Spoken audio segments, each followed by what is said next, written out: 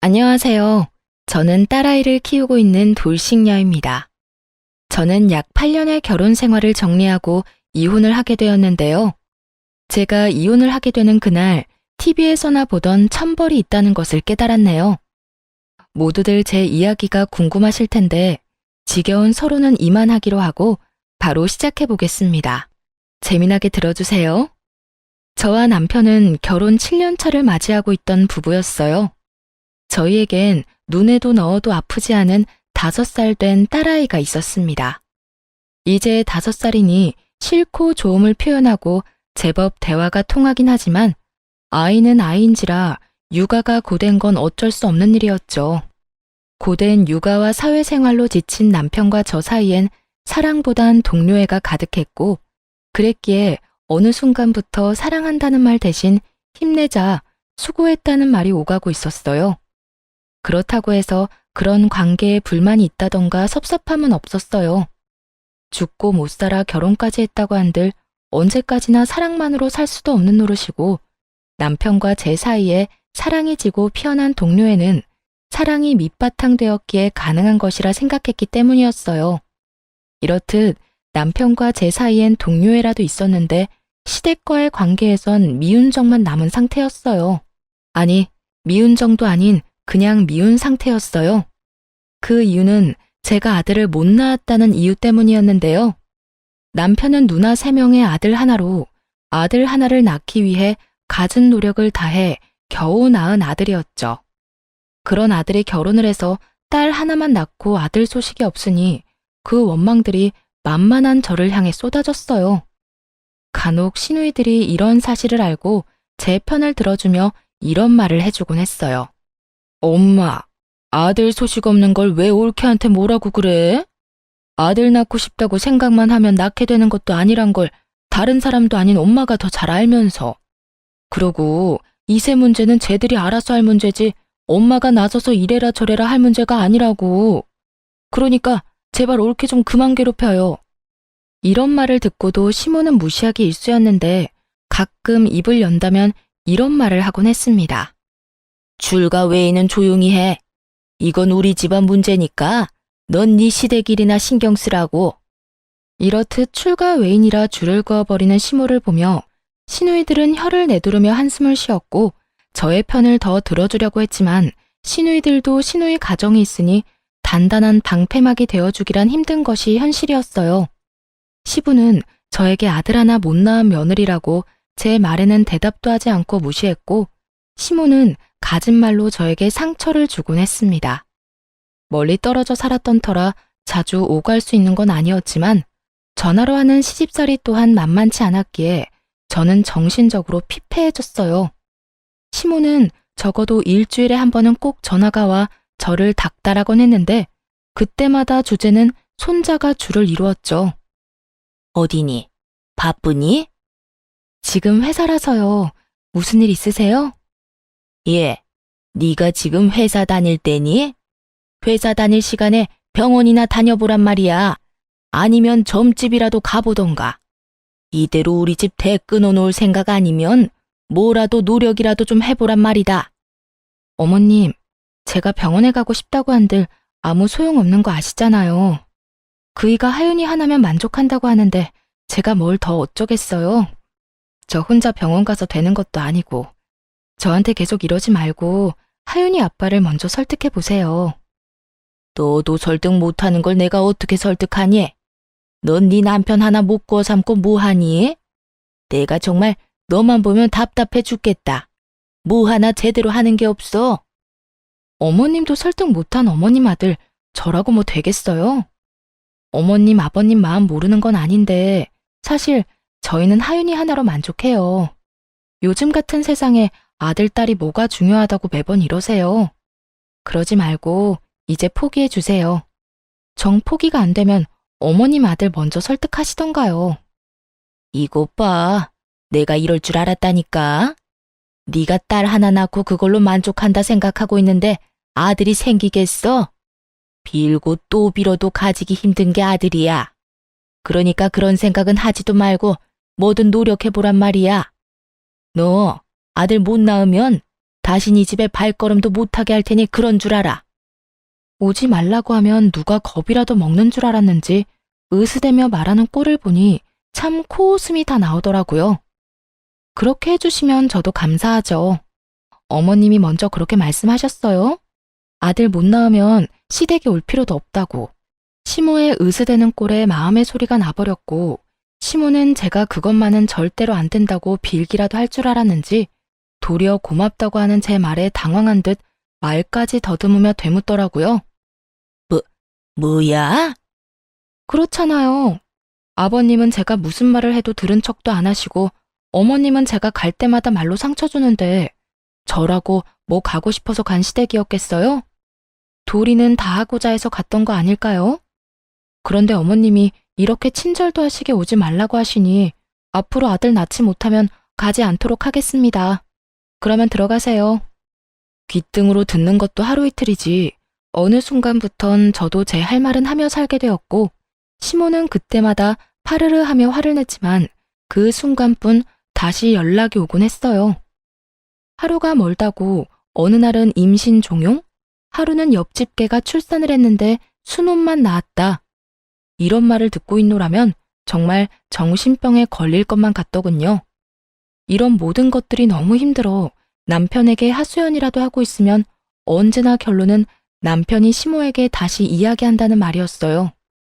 여보, 오늘 또 어머님 전화 오셨어. 글쎄 오늘은 아들 못 낳을 거면 시댁에 오지도 말라고 하시더라. 그래서 안 간다고 하고 끊어버렸어. 끊고 나서도 내가 왜 이런 말을 듣고 있어야 하나 싶더라니까. 한두 번도 아니고 그냥 그러려니 해. 그렇게 매번 스트레스 받아 하면 당신만 힘들어. 정 안 되면 나한테 전화하라고 말하라고 해. 사실대로 말하면 되지. 당신은 둘째 가지려고 하는데 내가 싫어한다고. 내가 그 말을 안 했을까 봐서? 다 했어. 그런데도 어머님은 오로지 나만 잡으니까 문제지. 아니, 어머님도 아들 못 낳아서 그 시집살이를 당했다면서 어떻게 나한테 그렇게까지 하실 수가 있지? 아마 엄마는 본인 당한 거에 비하면 이건 아무것도 아니라고 생각하고 있을걸? 하여튼 너무 마음에 담아두지 말고 한 귀로 듣고 한 귀로 흘려. 나도 엄마한테 다시 말할 테니까. 그런데 여보, 진짜 우리 둘째 가지는 건 싫은 거야? 둘째도 딸이면 어쩔래? 나는 좋지만 당신은 더 힘들지 않겠어? 그리고 애 하나 키우는데 돈이 얼마나 드는데 쉽게 내릴 결정은 아니지. 아무리 아들 낳으면 아버지가 크게 한몫 주신다고 해도 그건 정말 아들 낳았을 때 일이고, 난 지금 우리 딸만 해도 만족해. 그래, 나도 우리 딸만으로도 충분히 행복한데 워낙 스트레스 받으니까 이야기해봤어. 그래, 나도 엄마한테 다시 이야기할게. 늘 결론은 같았고 남편이 시모에게 다시 말한다고 한들 달라지는 점은 없었어요. 하지만 대화를 나누며 싸우는 것도 아니었고 그런 대화 와중에 감정이 상하는 것도 아니었기에 시댁과의 감정은 좋지 않다고 해도 남편과의 관계는 끈끈하다고 믿어 의심치 않고 있었죠. 이런 남편이 어느 순간부터 점점 변해가고 있다는 생각이 들기 시작하더군요. 당시 딸은 어린이집을 다니고 있었는데 아침엔 출근길에 제가 등원을, 오후엔 남편이 퇴근길에 하원을 해주고 있었어요. 그런데 아이를 데리러 갈 시간이 지났는데 남편이 전화도 받지 않고 오지도 않는다는 연락이 심심치 않게 오더라고요. 여보, 어디야? 아직 회사야? 지금 가고 있어. 지금? 이렇게 늦을 것 같으면 선생님한테 연락을 해줘야지. 정 안 되면 나한테라도 연락했으면 내가 일찍 마치고 갔을 거 아냐. 요즘 따라 왜 이래? 혹시 회사에 일찍 나온다고 말하기 곤란한 상황인 거야? 일 처리하다 보면 이런 일 저런 일 다 생기는 거 당신도 알잖아. 나도 시간 내에 어떻게 해서 끝내보려고 정신없이 일하다가 연락 못한 거라고. 나라고 안 하고 싶어서 안 한 게 아니란 말이야. 하여튼 앞으로는 안 될 것 같으면 미리 연락할 테니까 잔소리 좀 그만해. 잔소리하는 게 아니라 그런 상황이면 내가 하윤이 데리러 가면 되니까 미리 말해달라고 하는 거야. 사람 말을 왜 그런 식으로 예민하게 받아들이는 거야? 그렇지 않아도 정신없는데 당신까지 전화로 이러니까 그렇지. 지금 어린이집 앞이니까 끊어. 집에서 이야기하자고. 나리선 목소리에 짜증 가득한 말투. 남편이 예민한 상태라고 생각하긴 했지만 바쁜 시즌이기도 했고 아이 때문에 다른 사람보다 일찍 퇴근해야 하니 나름대로 예민해질 수밖에 없는 사정이 있겠거니 했어요. 거기에다 저 역시 회사 일로 정신이 없어 그냥 그러려니 하고 남편의 말을 믿고 넘긴 것이었죠. 그렇게 예민해진 남편의 눈치를 살피던 어느 날이었어요. 시모가 아무런 말도 없이 집으로 찾아왔더라고요. 때마침 주말이었던 터라 집에 있을 거라 확신하고 아침 7시부터 불시에 들이닥친 것이었어요. 어머님, 이 시간에 연락도 없이 무슨 일이세요? 아침부터 어디 갈 일은 없을 테니 연락도 없이 왔지. 하윤이는 일어나 있을 테고 우리 아들은 자니? 아, 네. 하윤이 아빠는 어제 늦게 들어와서 아직 자고 있고 하윤이는 아까 일어나서 놀고 있어요. 하윤이 아빠 깨울까요? 됐다, 돌아. 피곤한 사람 깨우긴 왜 깨워? 아이고, 일단 이거부터 받아봐라. 무거워서 팔 떨어지겠어. 시모는 끙끙거리며 저에게 박스를 건넸고 받아서 들었더니 한약이더라고요. 어머님, 이게 무슨 약이에요? 무슨 약이긴 네 약이지. 임신 잘 되는 약이야. 용하다는 데서 지어왔는데 그 약 먹고 아들 낳은 사람이 한두 사람이 아니다더라. 이거 먹기만 하면 아들은 무조건 낳는다고 하니 빼놓지 말고 먹기나 해. 내가 큰맘 먹고 큰돈 주고 사온 거니까. 세상에 그런 약이 도대체 어디 있냐고 말하고 싶은 걸 얼마나 참았나 모릅니다. 하고 싶은 말을 곧이곧대로 다 했다간 괜한 말만 길어질 것이 뻔했기에 그냥 참기로 한 것이었죠. 시모는 한약을 제게 건네고 딸이 있는 거실로 가며 아침을 차리라고 했고 전 일단 밥부터 먹이고 보내자 싶었어요.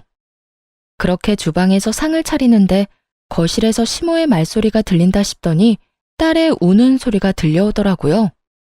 네가 그냥 나올 게 아니라 뭐라도 하나 달고 나왔으면 내가 이 고생은 안 해도 될 텐데. 넌 도대체 엄마 뱃속에서 뭐 했니? 남들 다 달고 나오는 거 하나 안 달고 나오고. 어휴, 꼴 보기 싫으니까 방에 가서 놀아. 시모가 딸을 마땅치 않아 한다는 건 익히 알고 있긴 했지만 직접적으로 딸에게 저딴 말이나 한다거나 저런 행동을 한 적이 없었기에 딸만큼 저 역시 놀랐어요. 이럴 줄 알았다면 한 공간에 두 사람을 두는 일도 없었을 텐데 설마 저딴 말을 아이에게 할 거란 생각도 못했던 것이었죠. 시모는 딸에게 삿대질하며 방으로 들어가라고 고함을 지르고 있었고 딸은 시모의 모습에 놀라 울고 있더군요. 그 순간 정말 피가 거꾸로 솟는 느낌이 들어 딸아이를 안방 남편의 품에 안겨주고 거실에 나와 시모에게 소리를 질러버렸어요. 지금 뭐 하는 짓이세요? 왜 애꿎은 하윤이한테 이러세요? 내가 뭘 어떻게 했다고 그러니? 못할 말한 것도 아니고 없는 말한 것도 아닌데. 그런 말은 애한테 할 말도 아닐 뿐더러 그런 행동은 절대로 하면 안 되는 행동인 거 모르세요? 애가 얼마나 놀라고 상처받을지 그런 생각은 전혀 안 하시냐고요. 어머님한테 하윤이는 손주도 아니에요? 어쩌면 손주한테 그런 식으로 행동할 수 있냐고요. 내 아들, 딸이니 손주가 맞긴 하다만 달가운 손주가 아니란 건 너도 잘 알지 않니?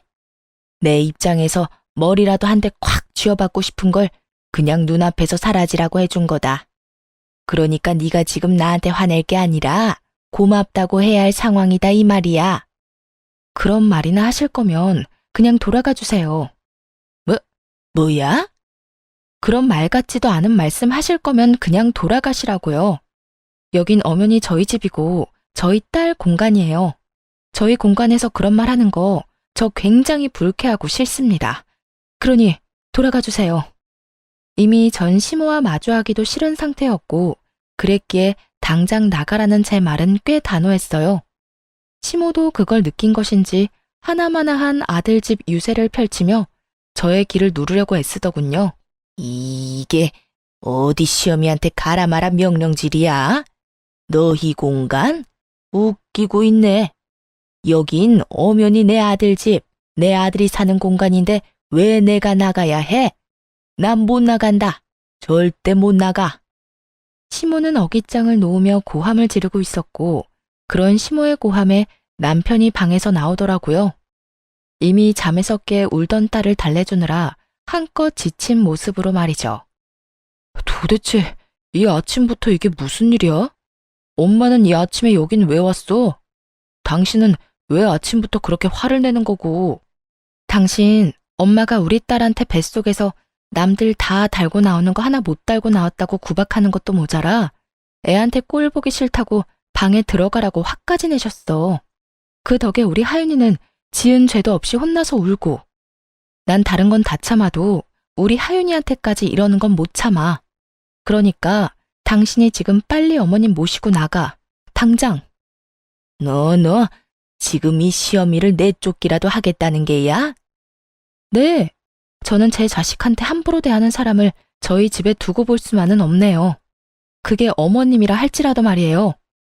저의 흥분은 결혼 생활 이래 최고조에 달해 있었고, 남편은 그런 제 모습에 한숨을 내쉬더니 노발대발 중인 시모를 잡아 끌고 집을 나가버리더라고요. 남편이 시모를 데리고 나가버린 후 아무래도 남편이 돌아오면 말싸움을 할 것만 같았어요. 그렇지 않아도 많이 놀랐을 딸아이에게 그런 모습까지 보여주고 싶지 않았어요. 그래서 딸아이를 친정에 맡기고 돌아와 남편을 기다렸어요.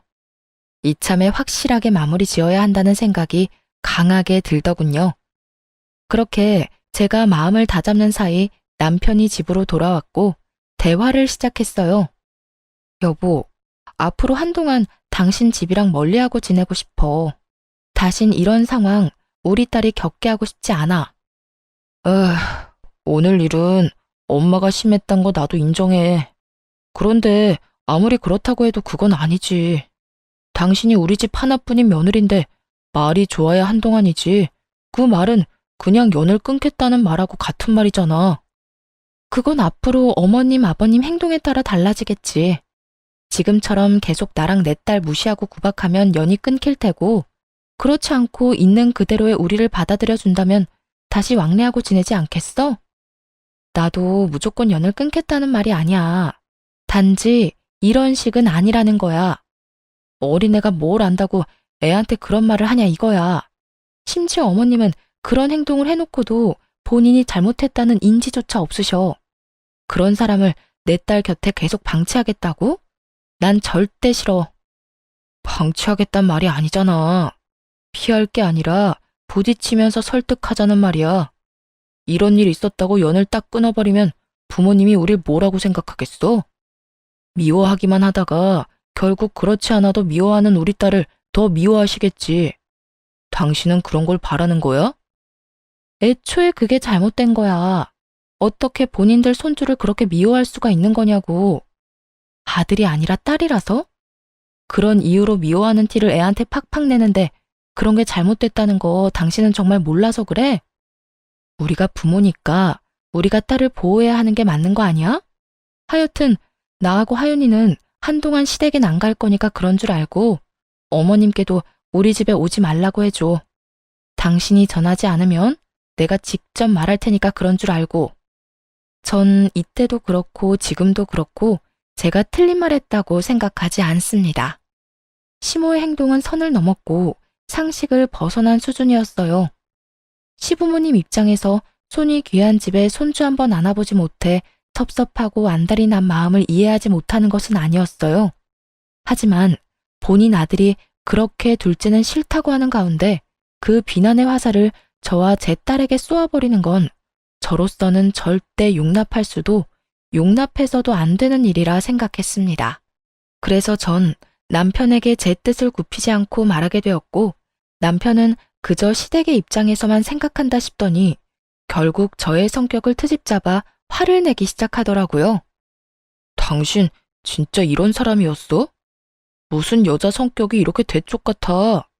좀 아닌 것 같아도 상황에 따라서 좀 굽힐 줄도 알아야지. 하나부터 열까지 무조건 당신 말대로 당신 뜻대로 다 해야 그 직성이 풀리는 거야? 이런 상황이니까 굽히지 않는 거야. 내가 지난 결혼 생활 동안 이렇게까지 싫다고 한 적이 있었어? 누구보다 잘 아는 사람이 왜 그런 식으로 말해? 됐어. 당신한테 진짜 실망이 크다. 난 당신이 이런 여자인 줄 꿈에도 몰랐다. 당신이 뭐라고 하든 난 우리 집에 갈 거니까 당신은 당신이 하고 싶은 대로 해. 더는 이 이야기 하지도 말자. 진짜 질리니까. 치열한 말다툼 끝에 남편은 마음대로 하라고 아주 큰 소리를 지르며 방으로 들어가 버렸고, 그렇게 저희의 각방살이가 시작되었어요. 다음날 딸을 데리러 친정에 갔더니 엄마가 굳은 표정으로 절 조용히 부르더라고요. 딸, 너 이것 좀 봐라. 굳은 표정으로 엄마가 저에게 건네준 것은 다름 아닌 딸이 그린 그림이었어요. 딸, 남편, 저로 추정되는 사람이 나란히 서 있는 그림이었는데 도무지 이상한 점이 없는 그림을 건네주는데 엄마의 표정이 너무나도 굳어있어 의아했죠. 이게 왜? 무슨 문제 있어? 나도 아무 문제가 없는 줄 알았는데 하윤이가 이 그림을 그렸길래 내가 누구냐고 물어봤는데 글쎄 이 여자가 네가 아니라 언니라고 하더라. 내가 몇 번이나 물었는데 계속 언니라고 그랬어. 아빠 친구 언니라고. 이게 무슨 일이니? 뭐? 확실해? 엄마가 아니라 언니래? 그래. 몇 번이나 물어서 애가 짜증을 다 내더라니까. 너 정서방이랑 무슨 일 있니? 이거 엄마가 보기엔 보통 일 아닌 것 같아. 엄마의 말대로 보통 일은 아닌 것 같았어요. 물론 아이의 말을 100% 신뢰할 수 있는 건 아니었지만 같은 말을 반복해서 한다는 건 그만한 이유가 있기 때문이었죠. 결국 전 남편을 믿기 위해 남편에게 사람을 붙이게 되었습니다. 이렇게 오해만 쌓여나가다간 우리 부부 사이에 모르긴 몰라도 큰일이 벌어질 것이 뻔했기 때문이었죠. 흥신소의 연락을 기다리면서도 얼마나 바라고 또 바랐는지 모릅니다. 제발 딸의 착각이기를, 제발 제 결혼 생활의 종지부를 이런 식으로 찍게 하지 말아달라고 말이죠. 하지만 저의 이런 바람과는 달리 흥신소에서 전해온 소식은 제 결혼 생활의 끝을 알리고 있었고 제가 모르고 있던 현실은 정말 충격 그 자체였습니다. 안녕하세요, 사모님. 조사해본 결과 남편분은 외도를 저지르고 있는 것이 맞았습니다. 상대는 남편분이 다니고 있는 회사 근처 카페에서 일하는 알바생으로 나이는 25살이더라고요. 접근은 먼저 남편분이 했고요. 상간녀 역시 남편분이 유부남인 거 다 알고 있더라고요. 25살 어린 나이에 남편분을 정말 사랑해서 만나는 것 같지는 않고 아마 남편분이 어느 정도 가진 것이 있다는 사실을 알고 관계를 유지하고 있는 듯 했어요. 상간녀 집안은 더 조사해봐야 알겠지만 그렇게 부유한 집안은 아닌 듯 하고요. 일단 여기까지고요. 더 알아내는 대로 연락드리겠습니다. 우연찮게도 상간녀의 나이는 25살이라고 하더라고요. 남편을 처음 만났을 때 제 나이가 25살이었는데 참 많은 생각이 오가더군요. 들어보니 남편이 이때껏 딸 어린이집에 갑자기 늦기 시작한 건 전부 상간녀 때문이었는데 상간녀의 아르바이트가 끝나고 상간녀와 함께 딸을 데리고 간 것이었어요. 상간녀의 아르바이트 시간을 비교해보니 계산이 되더군요. 딸과 함께 남편과 상간녀가 찍힌 사진을 보는데 정말 치가 떨렸어요. 외도를 저지른 것도 치가 떨리는데 그 더러운 현장에 딸도 함께 데리고 있었다는 사실이 저를 더욱 화나게 했어요. 그 모진 순간들에도 저는 남편을 정말 믿었는데 그랬기에 지금까지 버틸 수 있었던 것이었는데 처음 안 순간부터 해서 지금까지 함께한 세월이 얼만데 어떻게 그런 우리의 시간을 이런 식으로 마무리하게 만드나 싶더군요. 남편에 대한 배신감은 생각보다도 컸고 외도 사진들을 보며 얼마나 울고 또 울었나 몰라요. 연애 시절 저를 향하던 남편의 미소를 사진에서 보는 순간 전 아이를 위해서라도 이혼을 해야만 한다는 생각이 들더군요. 더는 남편에겐 저와 딸이 있는 가정은 필요 없어 보였으니까요.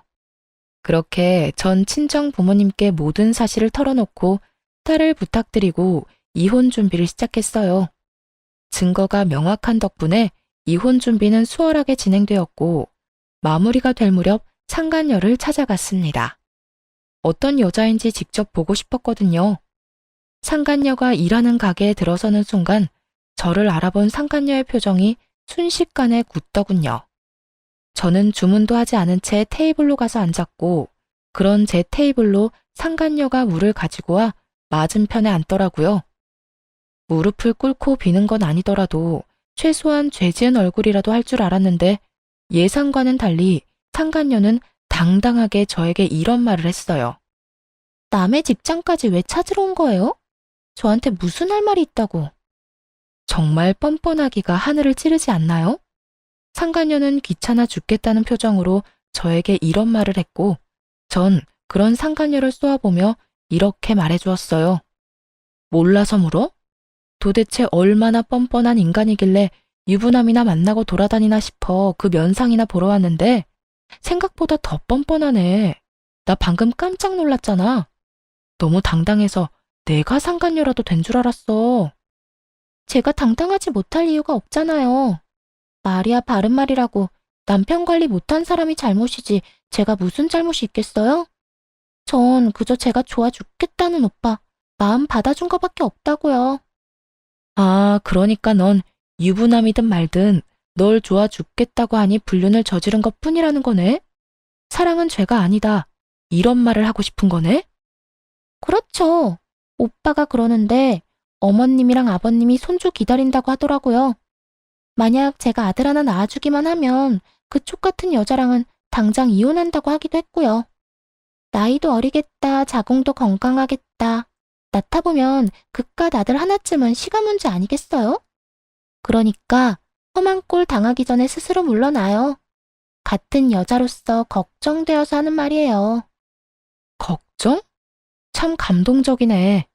가정 있는 남자 만나느라 그렇지 않아도 바쁠 텐데 내 걱정까지 해주고 말이야. 그런데 어떡하지? 난 네 걱정 따위는 필요 없는데. 내 앞에서 자존심 세워봤자 소용없어요. 그렇게 아득바득 노력해봤자 어차피 그쪽은 나한테 남편 뺏긴 불쌍한 여자일 뿐이니까요. 그러니 내가 한 말 너무 고깝게 듣지 말고 새겨들어요. 아, 그리고 내가 그쪽한테 위자료 많이 챙겨주라고 우리 오빠한테 잘 말해둘 테니 애 키울 돈 걱정은 하지 말아요. 나 그렇게까지 못된 사람은 아니거든요. 찾아올 때만 해도 조용히 있다가 가려고 했는데 상간녀 하는 꼴을 보니 그냥 가선 안 될 일이더군요. 남의 가정을 파탄으로 몰고 간 주제에 당당해도 너무 당당한 꼴을 짓밟아줄 필요가 있다고 생각했어요. 그래서 전 그대로 자리에서 일어서 상간녀의 뺨을 내리쳐버렸어요. 양쪽 뺨 다 말이죠. 갑자기 일어난 상황에 가게 한 모든 시선은 저희에게로 향했고 전 상간녀를 향해 이렇게 말해주었어요. 뭘 그렇게 봐. 네가 내 남편을 빼앗아 갔는데 이 정도는 해야 내 속이 풀리지 않겠니? 위자료? 잘 말해주면 좋지, 나도. 그런데 내 위자료는 내가 알아서 잘 받아낼 수 있으니까 걱정하지 마. 참고로 너한테도 받아낼 생각이니까. 너도 돈 준비하는 게 좋을 거야. 금액이 네 생각보단 꽤 클 거야. 그러니까 넌 돈 준비나 똑바로 하고 아들 낳을 준비나 해. 너도 나처럼 아들 못 낳으면 네 오빠가 또 바람 피울지 누가 알겠니? 그럼 나는 이만 가볼 테니까 그딴 쓰레기 같은 집안에서 다 같이 한번 잘 썩어봐. 상간녀는 저를 노려보며 부들부들 떨고 있었고 전 그런 상간녀를 뒤로 한 채 집으로 돌아왔습니다. 소파에 앉아 얼얼한 손을 식히고 있는데 화가 난 남편이 집으로 들어와 저에게 따져묻기 시작하더군요. 야, 너 꼭 거기까지 찾아갔어야 했어? 너랑 내 문제인데 왜 M&A를 찾아가서 그 곤욕을 겪게 만들어? 그 순간에도 남편은 제가 외도 사실을 안 것 자체에는 관심조차 없었고 그저 상간녀가 겪게 된 상황만 불만이 가득해 보이더라고요. 정말 오만정이 다 떨어진다고 그러죠? 저는 남은 정이 없다고 생각했는데 그렇지 않았는지 노발대발 남편을 보고 있는데 정이 뚝뚝 떨어지는 느낌이 들었어요. 이게 어떻게 너랑 내 문제만 돼? 그리고 곤욕? 나는 내 남편과 내 딸의 아빠를 잃게 생겼어. 그런데 그까짓 일이 곤욕이래? 그래, 네가 오늘 찾아가서 그 난리를 피워준 덕분에 유진이 일자리도 잘리고 얼굴까지 못 쓰게 됐더라. 네가 때렸다며? 그러면 내가 거기까지 그냥 인사만 하려고 간 줄 알아? 그리고 똑바로 알기나 해. 딱 2대 때렸어. 그 2대로 걔 얼굴이 못쓰게까지 됐다고 하면 걔 얼굴에 문제가 있는 거야. 알겠어? 진짜 못쓰게 만들어주려다가 겨우 참은 사람 그만 건드려. 진짜 이해가 안 돼서 하는 말인데 지금 당신이 뭘 잘했다고 나한테 큰 소리야? 지금 무릎 꿇고 제발 이혼해달라고 빌어야 하는 상황인 거 몰라? 너 지금 내가 이혼 안 해주면 이혼도 못해. 배운 만큼 배웠다는 사람이 몰라서 이렇게 내 앞에서 당당한 거야? 내가 바람 피운 것까지 다 알게 됐는데 당신이 나랑 계속 살겠어? 그럴 리가 없잖아. 그동안 허투루 산 건 아니었나 보네. 그건 아는 걸 보니 말이야. 그래, 나 이혼할 거야. 그런데 그냥 편하게는 이혼 못 해주지. 원하는 게 뭐야? 양육비 다 필요 없으니까 이 집 나한테 넘겨. 위자료도 물론 줘야 할 거고 나 상간녀 소송도 할 거니까 그런 줄 알아. 뭐? 이 집을 넘기라고? 그게 말이나 돼? 이 집 살 때 내 돈도 절반 들어갔고 그 절반만 넘기는 건데 뭐 그렇게 쪼잔하게 굴어. 이 이혼 하루라도 급한 사람은 내가 아니라 너 아니니? 얼른 그 여자랑 살림 차리고 아들 하나 낳아야 할 거 아니야. 그 여자는 그런 삶을 원하는 것 같던데. 남편은 고민하는 듯 싶더라고요. 집을 넘기는 것이 아깝긴 하지만 25살의 어린 상간녀를 잃는 것이 더 아까웠던 남편은 결국 저의 뜻대로 해주기로 했습니다. 정말 최악 중에 최악이지 않나요? 딸의 면접 교섭권도 포기하고 오로지 어린 여자 하나에 미쳐서 모든 것을 넘겨버리는 그 꼴이 말입니다. 그렇게 미쳐준 덕에 저는 제가 원하는 걸 다 가지긴 했지만 한심한 마음이 드는 건 어쩔 수가 없더라고요. 어쨌든 저는 이혼을 진행하게 되었고 상간녀 소송도 진행해 위자료를 받을 수 있었어요. 여러 가지 소송이 진행되며 상간녀와 전 남편이 조금씩 다투는 모습을 보기도 했지만 그까짓 일로 헤어질 거란 기대는 하지 않았어요. 그저 저는 돈과 집을 얻었고 무엇보다 제 딸을 지켰으니 다 되었다 싶었어요. 그렇게 이혼을 하게 되었고 이혼 의사 확인서를 제출하고 비로소 완전한 돌싱이 된 날이었어요. 그간 연락 한 통 없던 전 시모에게서 전화가 오더라고요. 이혼 소식을 들었나 싶기도 했고 도대체 무슨 말을 할까 싶어 전화를 받았어요. 심한 말을 한다면 그동안 참았던 말들을 좀 해주고 싶기도 했으니까요. 그런 생각을 하며 받은 전화인데 시모는 전혀 예상치 못한 말을 하더라고요. 너 지금 어디니? 왜 병원엔 코빼기도 보이지 않는 거야? 병원이요? 무슨 병원이요? 너 어디 아프니? 왜 아무것도 모른다는 듯이 말해? 네 남편 지금 오늘 내일 하는 거 모르니? 네? 그게 무슨 말이세요? 제 남편이 왜 오늘 내일 해요? 병원에 있다뇨? 너 정말 몰랐니? 연락 못 받았어? 어쩐지 네가 왜 안 오나 했다. 네 남편 그저께 화물차랑 교통사고 나서 지금 병원이다. 사고가 크게 나서 수술을 했는데도 하반신 마비는 피해갈 수 없다고 하더라. 수술 끝내고 나온 지가 언젠데 아직까지 의식도 없다고. 도대체 그 시간에 왜 고속도로 근처에 있었는지 모르겠어. 전 남편의 전화는 차단을 해버렸고 나머지 이런저런 연락을 받고 싶지 않아 전화를 꺼둔 사이에 이런 일이 일어났다니. 도대체 어떻게 된 일인가 싶었어요. 들어보니 고속도로를 올리기 직전에 사고가 난 것 같은데 그 시간에 왜 거기 있었는지 이해가 되지도 않았고요. 하지만 그런 제 궁금증은 금방 풀리게 되었어요. 어린 여자애도 같이 있었다고 하는데 아니 그 어린 여자가 왜 우리 아들 차에 같이 타고 있었는지 이해가 안 된다니까. 넌 뭐 아는 거 있니? 우리 아들 출장이라도 가던 길이었어? 어떻게 된 사고인지 우리 아들만 저 모양 저 꼴이고 그 여자애는 아주 멀쩡하다니까. 겉모습은 타박상밖에 없는데 뇌를 다친 건지 입은 꼭 다물고 있어서 내가 답답해 죽겠다. 너 언제 병원 올 거니? 지금 당장 올 거지? 오는 김에 하윤이도 좀 데리고 오려무나. 혹시 아니? 딸 목소리라도 들으면 정신이 돌아올지. 그래요. 전 남편은 저와의 이혼을 기념하기 위해 상간녀와 여행을 떠나던 도중 사고가 난 것이었어요. 생각보다 크게 난 사고에 남편은 하반신 마비가 되어버렸고 상간녀는 크게 다치지 않아 의식이 돌아오긴 했지만 신분 상승의 꿈을 눈앞에 두고 무산되어 버리자 그 충격에 입을 다물고 있었던 것이었어요. 전 아무것도 모르고 딸아이까지 들먹이며 당장 병원으로 오라는 시모에게 모든 사실을 알려주기로 했어요.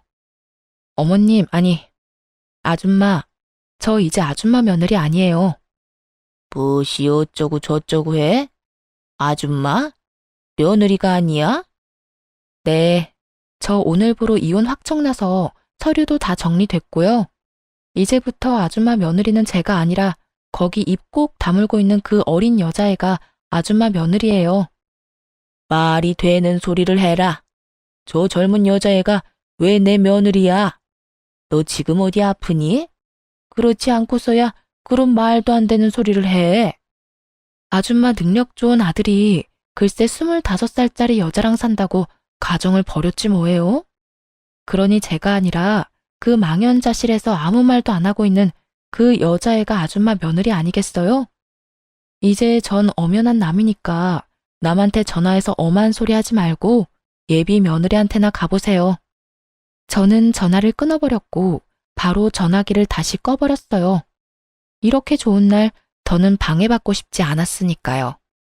그렇게 집으로 돌아와 생각을 정리하는데 아무리 생각해도 하늘이 저를 대신해 전 남편에게 복수를 해줬다는 생각이 들더라고요. 그렇지 않고서야 하필 이런 타이밍에 이런 소식을 들을 순 없었을 테니까요. 이런저런 생각으로 만감이 교차하던 그때 전시모가 득달같이 집으로 찾아왔더라고요. 잔뜩 화가 난 채로 저를 남편 버린 여자로 몰아세우기 시작하는데 막장 드라마 작가가 따로 없더군요. 너, 네 남편 불구됐다고 이렇게 버리는 거 아니다. 너 그런 식으로 살면 하늘에서 가만둘지 아니? 모르긴 몰라도 너도 살아가는 내내 순탄하지 않을 게야. 이 나쁜 것, 어떻게 그런 말도 안 되는 거짓말을 하는 것도 모자라 남편은 다 죽어가는데 자기 혼자 이러고 쉬고 있어? 아줌마, 이거 잘 보세요. 내 말이 거짓말인가 아닌가. 두 눈으로 똑똑히 보고 그딴 말도 안 되는 말 계속하라고요. 저는 혼자 소설을 써대고 있는 전시모에게 외도 증거들을 보여주었습니다. 한참을 놀란 눈을 하고 증거들을 보던 전시모는 전 남편이 딸까지 데리고 상간녀를 만난 모습에 많이 놀란 듯 억소리까지 내더군요. 그랬겠죠. 전 남편이 딸이라면 죽고 못 사는 모습이 기억날 텐데 지금 본인의 손에 들린 사진은 다른 진실을 말해주고 있었으니까요. 이제 알겠죠? 제가 먼저 배신한 게 아니에요. 아줌마 아들이 먼저 외도를 저질렀고 그것도 모자라 그 여자 때문에 가정까지 버렸다고요. 그렇게 예뻐하던 딸 양육권까지 포기하고 가버린 건 다름 아닌 아줌마 아들이라고요. 아무리 그래도 너희가 함께한 세월이 얼만데 병원 정도는 가줄 수 있지 않니? 내가 이 나이에 그 뒷바라지를 어떻게 한단 말이니? 그러지 말고 한동안 병원 좀 가서 네가 우리 아들 병시중 좀 들어다오. 사람을 구하긴 했어도 믿을 수가 없어. 그러니까 네가 좀 가서 도우라니 말이야. 아줌마 아들이 누굴 닮아서 그렇게 뻔뻔하나 싶었더니 다 아줌마 닮아서 그리 뻔뻔했나 봐요. 뭐야? 아니 사람이 뻔뻔해도 정도가 있지. 어떻게 다른 이유도 아니고 남편이 바람 피워서 헤어졌는데 그런 전 남편 병시종을 들라고 할 수가 있어요? 진짜 궁금해서 묻는 말인데 아줌마 얼굴은 철판이라도 까졌어요? 그렇지 않고서야 이렇게까지 뻔뻔할 수는 없을 것 같아서요. 저는 제가 느끼는 감정과 더불어 머릿속에 있는 말들을 그대로 전시모에게 전해주었고 그런 제 말에 화가 머리끝까지 난 전시모는 제 머리채라도 잡을 요량으로 저에게 달려들더군요. 전 그대로 전시모의 손과 몸을 제압해버렸고 그대로 문 밖으로 던져버렸어요. 그리곤 예전 전시모가 사주었던 한약을 바닥에 고꾸라진 전시모에게 다 던져버리곤 이렇게 말했습니다. 워낙 귀한 거라고 하니 한 첩도 안 먹었어요. 이 귀한 거 버리기엔 아깝고 저는 이제 필요도 없으니 젊은 예비 며느리 가져다 주세요.